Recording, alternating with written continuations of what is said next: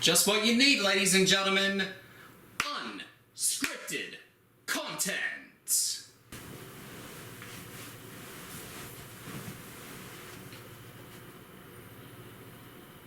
Yeah, this is what you came here to see. But yeah, in all seriousness, hello, hi, and welcome to Cheesy Reacts. Yes, this is going to be a new thing on this channel. How long, how many videos am I going to make on it? Probably one video, but we'll see how we go. So I should probably give out a reason to why I'm making this sort of video, and the reason why is because we're nearing up to 5 years on this channel. Yeah, my 5-year anniversary is about to happen, and which is super crazy to me. It's unreal. Like, it only felt like yesterday since I've started making videos. And one of the first videos I did end up making was my review on Crash Bandicoot 2 Cortex Strikes Back, aka one of my favourite games of all time, right next to Persona 5 Royal. So as a way to celebrate and for just a bit of fun, I just thought that I would be reacting to my very first review I did almost 5 years ago and sort of just give out my overall thoughts about it. A lot of things has changed and a lot of things has happened around that time, so I'm very keen to see how far I've gone since making that first video. Okay, so with all that said, I'm pretty much all set up and ready to go, and hopefully the internet doesn't die out like it has been doing for the past couple of days, because it has been really annoying. Let's start the video. Let's see my reaction to my very first review, Crash Bandicoot 2 Cortex Strikes Back review, The Gaming Critic. That was my old YouTube name.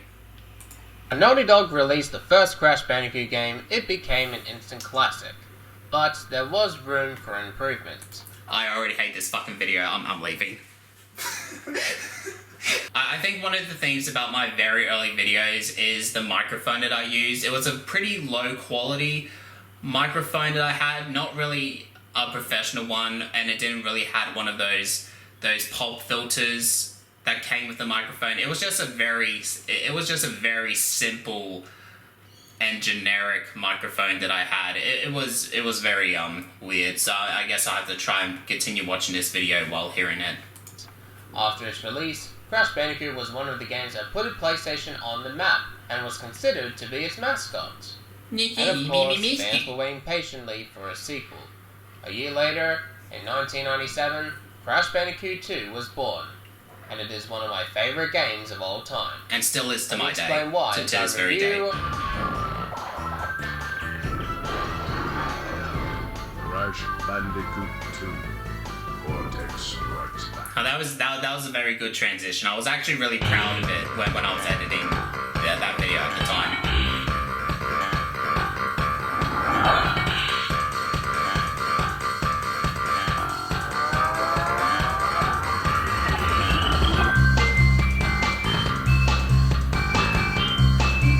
I still love this song. The story picks up right after beating Cortex in the first game as he falls and crashes down below to his death.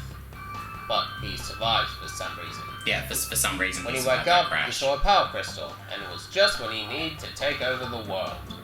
1 year passes, and Cortex, with the help of Engine, crystals from the surface. How do you expect to retrieve them when we don't have any Earthbound operatives left? tries to find 25 power crystals. Yeah, around that part, I was supposed to do like this editing thing where Engine goes, like multiple times. Like, and then the camera would just get closer and closer and closer every time Engine said it. But unfortunately, I didn't really know how to edit proper videos at the time, so I just sort of left it as that. But thankfully, I did later on do this in my top 10 Crash Nitro Kart racetracks, I think it is. I'm not 100% sure though. Crystals so that he can blow up the world. But there was a problem. Everyone who worked for Cortex in the first game refused to help him. Maybe because they didn't want to fight Crash again because they got their butt whipped in the first game. But when it turns to, Cortex decides the only person that can help him is an enemy. Brings us to Crash and his sister Coco. Okay, Coco, yeah, around that time where I said, brings us to Crash, I was supposed to say, which brings us to Crash. You know, it was supposed to have which in the beginning of that sentence, but for some reason my microphone didn't catch that, or something weird happened behind the scenes, I don't know, but I suppose looking at it now, like, it's okay, Like, no one's gonna notice that error, but once I've told you all what it is, then yeah. Yeah, that was just a weird error from my part and the microphone's part as well. Ran out of batteries, so it's up to Crash to go on a massive and huge adventure to find some batteries for Coco in the middle of a jungle. Yeah, it makes total sense. Whatever. This is the part we play as Crash, and the first thing I've noticed was the controls are much tighter this time around. Not only that, it has new features. I say that the controls are much more tighter this time around, even though I've never played the original Crash Bandicoot game. So it honestly it doesn't make any sense to why I compared Crash 2 to Crash 1, but yet I say that, ooh, the controls they're so much tighter this time around, you know, it doesn't make sense. To make this game much better and updated, like sliding and body slam. They also added nitros. If you touch it, you pretty much get hurt or you die. There's nothing much to say about it, just don't touch it or bad things will happen. They also improved on the bonus stages. If you accidentally fall, you don't have to worry about starting the level all over again. That was a major They help. also added death routes, which is nice. While you're trying to find batteries out of nowhere. I didn't talk in depth about the death routes, which is weird. Like, well, they also added death routes, which is pretty nice. Yeah, I think I need to re-review this game because like there's definitely a lot of talking points about this game, but yet I sort of failed to mention that. Nowhere, Crash gets teleported to a warp room by Cortex, then tells you to find all the 25 power crystals or else. Here's something I must add here before we move on, and it's thank Christ that we can save the game whenever we want. Yeah. Because trying to save the game was a on the major help. first Crash game was like a chore. So being able to save the game whenever we feel like it is so much better and less stressful. There are 5 levels in each warp room, and each level has a crystal. Find all the 5 crystals and you get to fight a boss. The bosses include Ripperoo, the Komodo Brothers, Tiny Tiger, Engine, and the final boss being, of course, Cortex. More on that later. Okay, I still want to re-review this game in the future.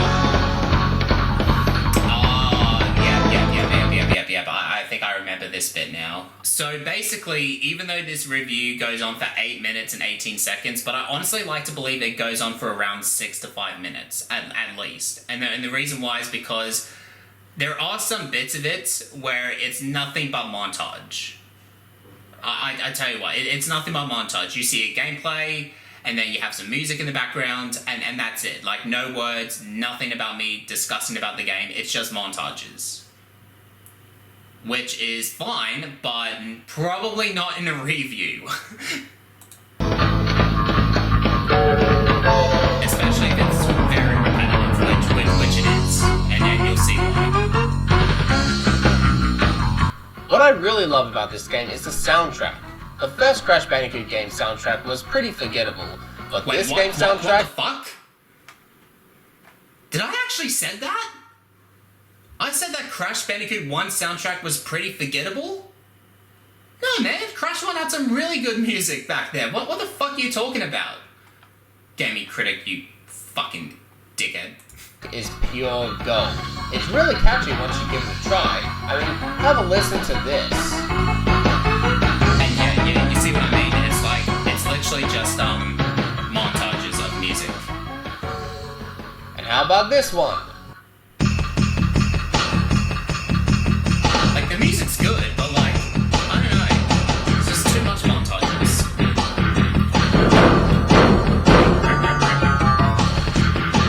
And this one. Ooh, that one was pretty good too.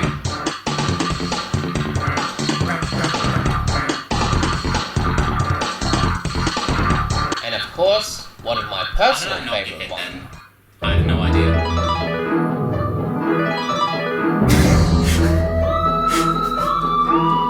Just fighting not like the enemy. We're just doing dancing, that's what we're doing.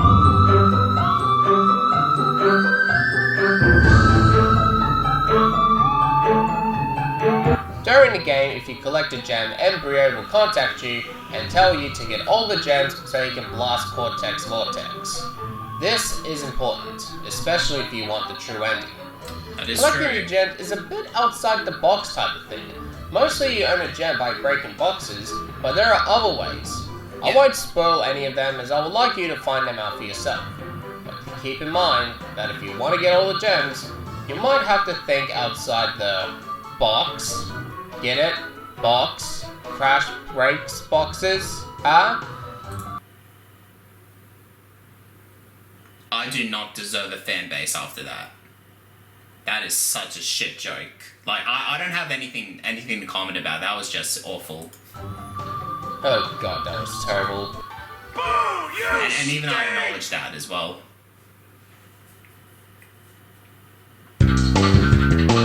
Yeah, more montages. Just what I need.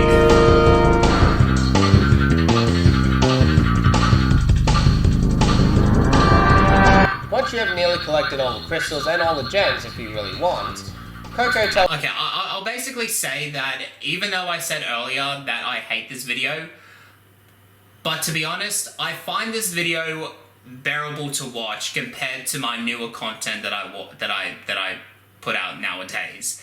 And I don't know why. I think it's because, like, around this era, I didn't really have a camera at that time, so I think it became a lot more better to sort of just sit down and just look at it, to be able to watch it, and just not being able to say, oh, this video it's cringe, from my point of view. Tells Crash that Cortex is using the crystals to destroy the world, and only you can stop him. Crash! That's right. Cortex isn't going to use the crystals to contain the planet's energy. He's going to harness the force and use it to power the super Cortex Vortex he has built on his space station. One blast of the ray will cover the entire world, turning everyone into Cortex's mindless slaves. Crash, don't let him have those crystals! So, all the build-up, all the anticipation leading up to the final boss battle, This is and gonna be it good. was the most easiest boss battle of all time. Like, seriously, all this hard work and this is what I get? The final boss in the first Crash Bandicoot game was a joke, but here? This is a pathetic excuse for a final boss. It took me just over 45 seconds to beat Cortex. Hell, Oh, over 45 some seconds. people complain that it takes less than 30 seconds to beat him. Well, now that I think about it, mostly all the boss battles are far too easy. Except for Engine, because he's a bit difficult sometimes. But other than that... Well, I mean, to be fair though, I did have a bit of struggling to fight Ripperoo back when I was like a little kid playing it for the first time. So I suppose, like, as long as you know the patterns of each bosses, then it will become a very easy breeze. I don't think it's far too easy, but I do think it does lack a bit of challenge. Most of the boss fights are just too easy. If you finish the game while you got all the gems, you get the true ending. And of course, Embryo blows up Cortex Vortex. Now, the true ending builds up to Crash Bandicoot 3, Warped. But that's a story for another day. If I said Crash Bandicoot 1 was an instant classic, then Crash Bandicoot 2 is a masterpiece. Naughty Dog saw all the mistakes and improved them with new features, tighter controls, better gameplay for the gamers, and of course, the Better gameplay for the gamers! goddamn soundtrack. The only bad thing I have about this game is the boss characters are too easy, especially the final boss. So that being said, I'm going to be giving Crash Bandicoot 2 Cortex Strikes Back What are we doing? a 9 out of 10. 9 out of 10. That's very fucking generous. I encourage you to have this game in your collection of video games. It's fun, entertaining, and it's one of the best Crash Bandicoot platform games of all time. So Okay, yeah, this other next 20 seconds is nothing but like, oh, thanks for watching, so I'm going to end this off a little bit early, but I don't know, it's definitely interesting to sort of look back onto your previous work and just see how far you've come, like, as a reviewer, or like as a YouTube content creator in general.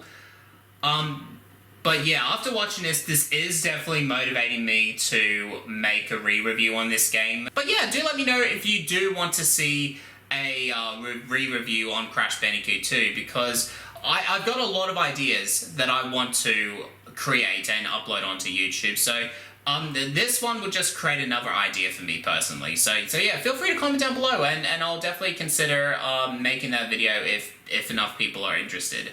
Also, if you are keen on watching this video by yourself, I will of course leave the video down in the description box below, so if you wanted to check it out for yourself, that's totally fine, but keep in mind there's going to be a lot of cringy stuff in that. It's probably not cringe for you, but it's cringe for me. But anyways, yeah, that's it. Thank you for watching my unscripted content. I'll catch you next time.